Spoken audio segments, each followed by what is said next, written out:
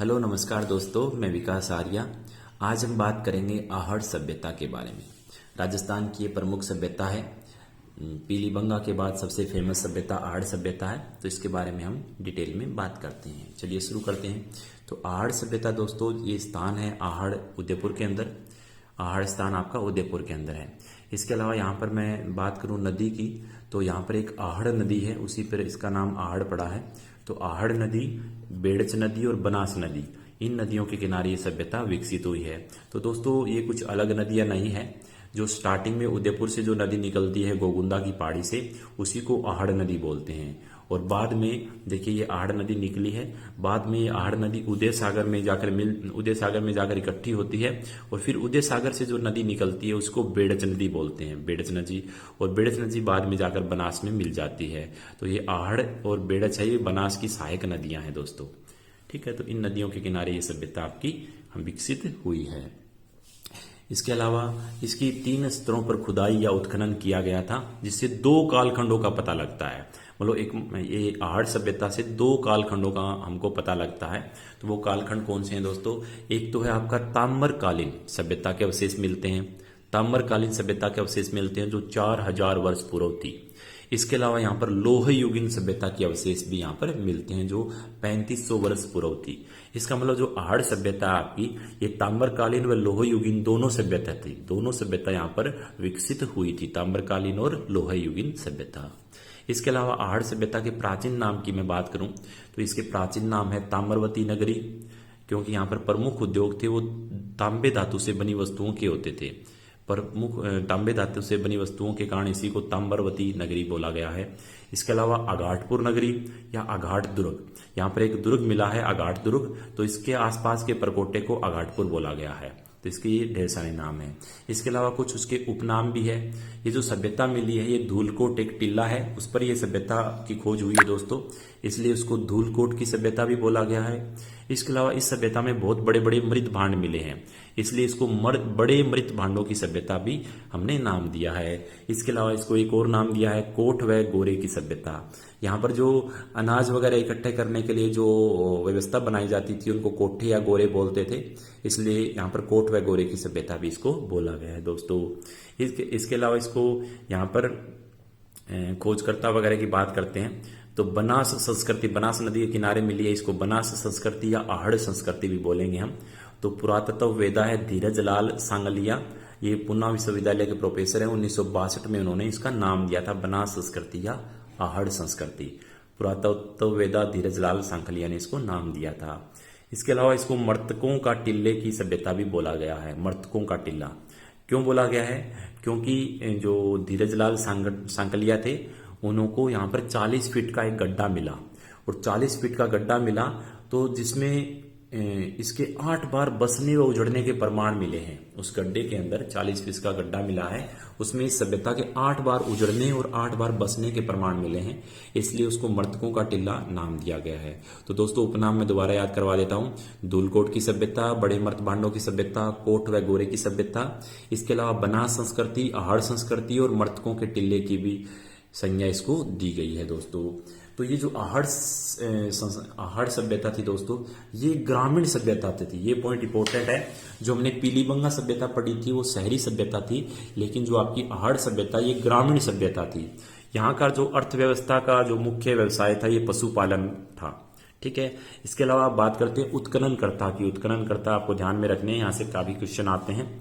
उत्खननकर्ता की बात करते हैं तो सबसे पहले पंडित अक्षय कीर्ति व्यास ने यहाँ पर उत्खनन का कार्य किया था 1953 में।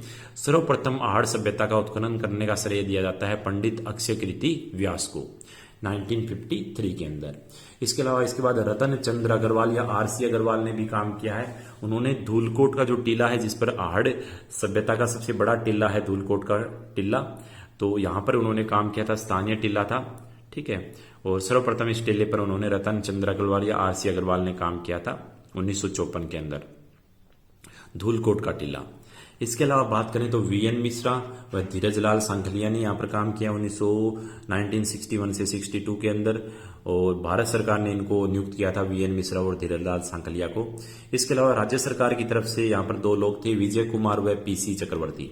विजय कुमार और पीसी चक्रवर्ती राज्य सरकार की ओर से उपस्थित थे दोस्तों यहाँ पर। चलिए आगे बढ़ते हैं अब हम। तो दोस्तों यहाँ पर आहड़ सभ्यता की विशेषता की बात करते हैं अब हम। तो आहड़ सभ्यता की यहाँ पर 3 स्तर की खुदाई हुई थी, 3 स्तर की खुदाई हुई है यहाँ पर। कुल 8 स्तर है, लेकिन यहाँ पर 3 स्तरों की यहाँ पर चर्चा करेंगे हम। तो जो प्रथम स्तर है यहाँ पर वो है स्फटिक पत्थरों की अधिकता।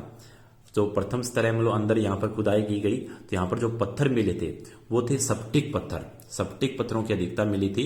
ये उपकरण और औजार बनाने में काम आते थे। ये पत्थर काफी मजबूत पत्थर थे जो उपकरण और औजार बनाने में ये पत्थर काम आते थे। इसके अलावा द्वितीय स्तर की मैं बात करूं तो द्वितीय स्तर की इस प्रकार खुदाई हुई थी और यहाँ पर लोहे, कांस्य व तांबे के उपकरण मिले थे। लोह, तांबे और कांस्य के उपकरण मिले थे।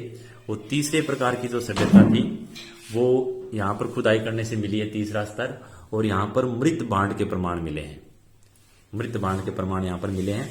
तो इसके अलावा बात करते हैं आहड़ सभ्यता का सर्वप्रथम ज्ञान आहड़ के पास के उत्खनन से होता है।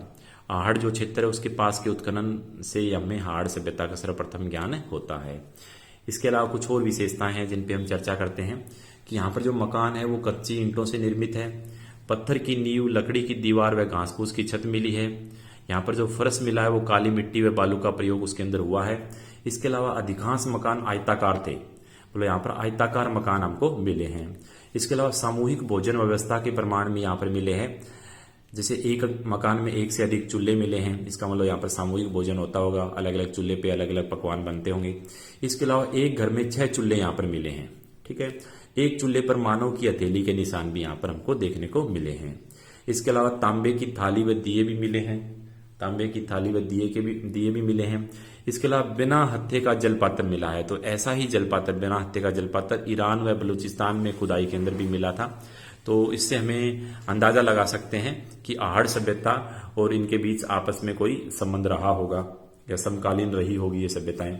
इसके अलावा गोरे व कोठे की सभ्यता भी इसको बोला गया है। तो गोरे व कोठे क्या था कि अनाज रखने के लिए जो बड़े मर्द भांड होते थे उन्हें स्थानीय भाषा में गोरे व कोठे कहा जाता था। जो बड़े मर्द भांड होते थे जिसके अंदर अनाज रखा जाता था उन्हें गोरे और कोठे कहा जाता था। इसके अलावा 6 तांबे से निर्मित यूनानी मुद्राएं व 3 मोहरें भी यहाँ पर प्राप्त हुई है। तो धूलकोट के टिल्ले से हमको यूनानी मुद्राएं और 3 मोहरें भी प्राप्त हुई है। तो यहाँ पर जो एक यूनानी मुद्रा थी वो कुछ इस तरह से थी कि एक साइड में उसके त्रिशूल खुदा हुआ था और दूसरी साइड में जो यूनानी देवता है अपोलो उसकी मूर्ति लगी हुई थी। हाथ में तीर व पीछे तरकस के साथ इनकी मूर्ति लगी हुई थी। एक तरफ अपोलो और दूसरी तरफ त्रिशूल रखा हुआ था और किनारे पर यूनानी भाषा में कुछ लेख लिखा हुआ था। इस सिक्के के किनारे पर कुछ लेख लिखा हुआ था। एक साइड में त्रिशूल, दूसरी साइड में जो उनका देवता है अपोलो उसके हाथ में तीर और पीछे तरकस वाली तस्वीर यहाँ पर लगी थी। इसके अलावा आहड़ वासियों का सबसे बड़ा उद्योग था वो तांबे का था। आहड़ वासियों का सबसे बड़ा उद्योग तांबे का था। यहाँ पर तांबे के उपकरण, तांबे के शस्त्र, अस्त्र, तांबे की कुल्हाड़ी व तांबे को गलाने की भट्टी भी केवल और केवल आहड़ सभ्यता के अंदर राजस्थान में मिली है। तांबे को गलाने की भट्टी, तो ये यहाँ पर इंपॉर्टेंट हो जाता है। इसके अलावा बात करते हैं हम,